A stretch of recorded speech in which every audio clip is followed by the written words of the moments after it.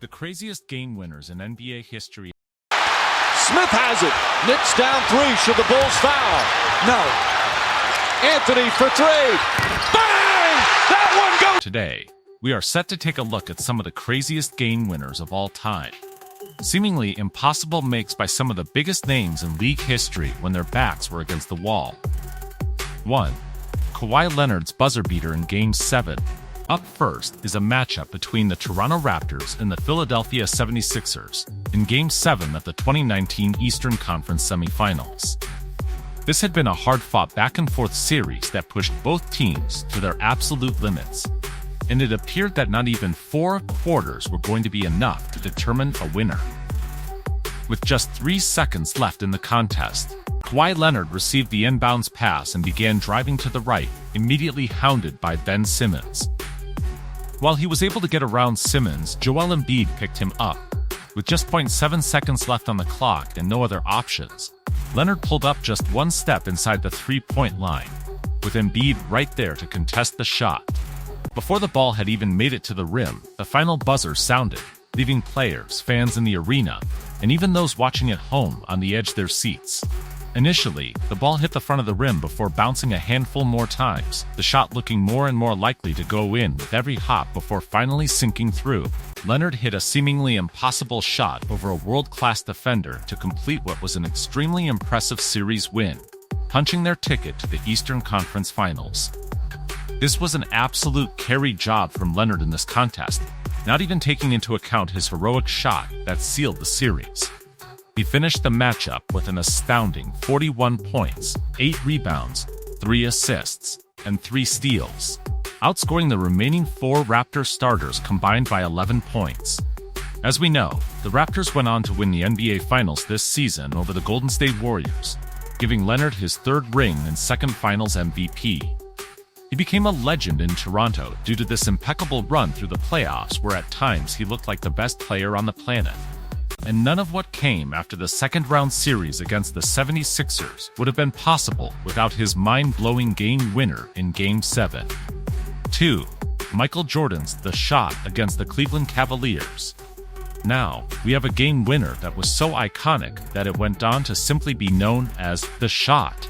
The Chicago Bulls entered Game 5 of their 1989 first-round series against the Cleveland Cavaliers with their backs against the wall. The series was tied, and this was back when the first round was a best-of-5 series, so whoever won the game advanced. The game had been back and forth up until the final seconds.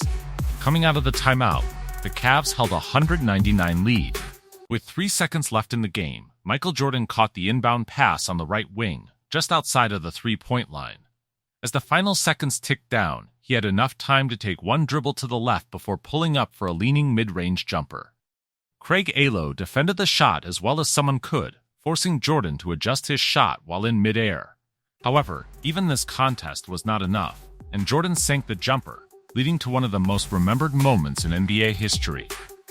This shot gave the Bulls a 101-100 win that advanced them to the second round. This shot culminated in an incredible closeout game performance from Nick. He finished the game with 44 points, 9 rebounds, 6 assists, and a steal while shooting a very efficient 53.1% from the field and 100.0% from 3. Ray Allen's corner 3 over the San Antonio Spurs. Up next, we will jump to Game 6 of the 2013 NBA Finals, where the Miami Heat took on the San Antonio Spurs. The Heat were coming into the game down 3-2 in the series, and it appeared as if they were well on their way to losing their second championship in the 3rd year of their Big Three era. With just 20 seconds left in the game, the Heat faced a 3-point deficit, and it appeared as if the game was all but over. In fact, even the NBA had begun to set up the yellow tape and rolled out the Larry O'Brien Trophy in preparation for a Spurs win. Miami's own fans were already leaving the building, convinced that their season was done. As the clock ticked down to just 8 seconds left, LeBron James took a 3 that would have tied the game, but the shot was off. Chris Bosh came up with a clutch rebound and was able to kick the ball out to Ray Allen in the corner. Allen was also crashing the boards on LeBron's miss and was forced to backpedal to get himself behind the three-point line. He caught the ball and was able to quickly plant himself and get into his jumper, nailing arguably the clutchest shot in NBA history with 5.2 seconds left on the clock. The same fans who had left the arena just minutes prior were crowding the doors, trying to be let back in as the game was forced into overtime. Both teams were completely out of gas, and getting a bucket was very hard to come by. However, Miami was able to outlast San Antonio and come out with a hard-fought 103-100 win.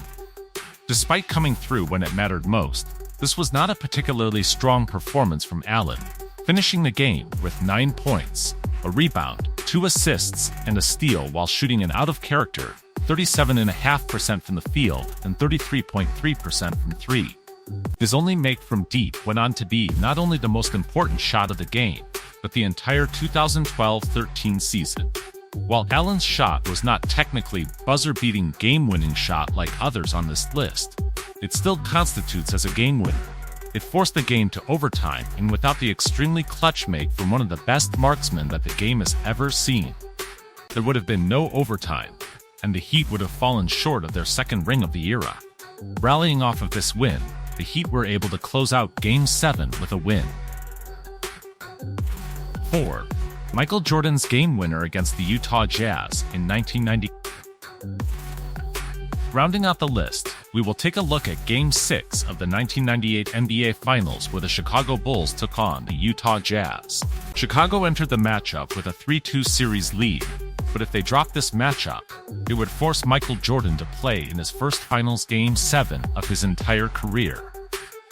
Heading into the season, it was announced that this was going to be the last dance for the Jordan-led Bulls, and that the front office would be breaking up the big three of Jordan, Scottie Pippen, and Dennis Rodman in an attempt to retool for a new era. While they held a lead in this series, this was not a Utah Jazz team that was going to roll over easily. If they played with their food and lost Game 6, there was a chance that this fairy tale ending could turn into a nightmare and MG's first loss in the finals, ruining his perfect 5-0 record. This matchup stayed tight throughout the entirety of the game, with neither side being able to break away. With about 20 seconds left in the game, the Jazz held an 86-85 lead with the ball. Jordan was able to come over on a double team on Karl Malone and get a clutch steal. Jordan took his time bringing the ball up the court and finally made his move with about 9 seconds left in regulation. Starting on the left wing, Jordan made a quick drive towards the middle of the court. He then made a quick snatchback crossover dribble that left Jazz defender Byron Russell completely frozen. Without missing a beat, Jordan then pulled up for a mid-range jumper that he sank with just over 5 seconds left in the game.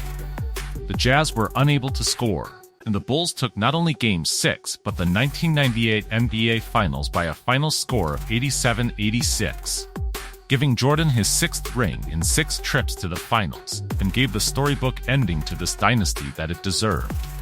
Westbrook put the team on his back in this matchup, finishing the game with 45 points, 1 rebound, 1 assist, and 4 steals, going on to score over half of the team's points, and outscoring the rest of Chicago's starting 5 by 14 points. This went on to be known as the last shot, only a fitting way to end the Last Dance season. Jordan retired following this season, and it appeared that it was the perfect send-off to arguably the greatest player to ever touch the floor. However, he eventually made a return to action as a member of the Washington Wizards.